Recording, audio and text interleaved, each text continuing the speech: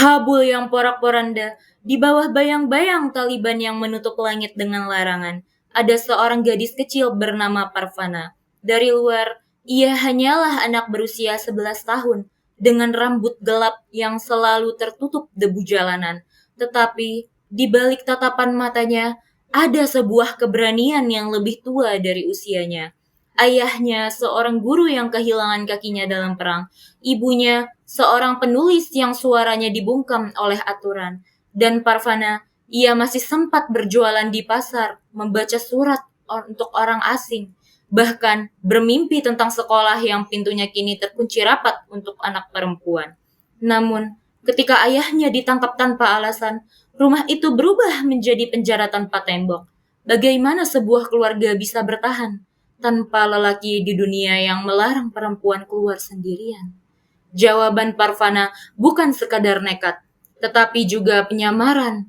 Rambutnya dipotong pendek, pakaiannya diganti, dan namanya ia biarkan bergema seperti anak laki-laki. Di pasar Kabul, Parvana jadi lebih dari sekedar penjual.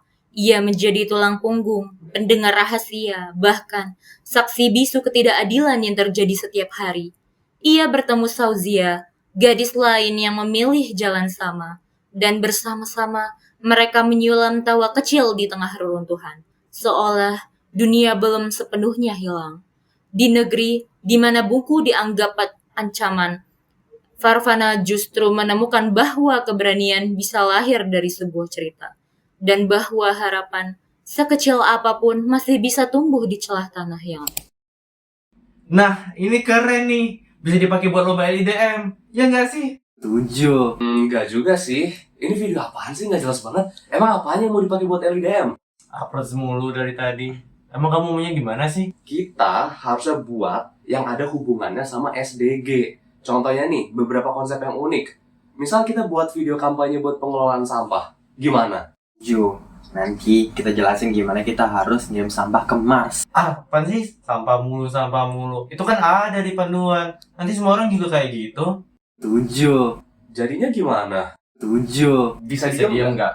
Jadi guys, kan kita udah mentok nih. Gimana kalau video ini aja kita sambungin sampai SDGs.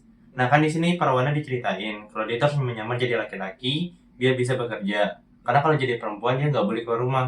Nah berarti kan ada ketidaksetaraan gender antara laki-laki dan perempuan. Berarti ada kaitannya sama SDGs, gender equality. Nah di Indonesia sendiri ada nih yang namanya Sophia. Dia itu harus menyamar jadi laki-laki, jadi kuli bangunan agar bisa menghidupi adiknya. Tapi bukannya paling masuk akal kalau cerita ini tuh dikaitkan ke SDG keempat ya, Quality Education.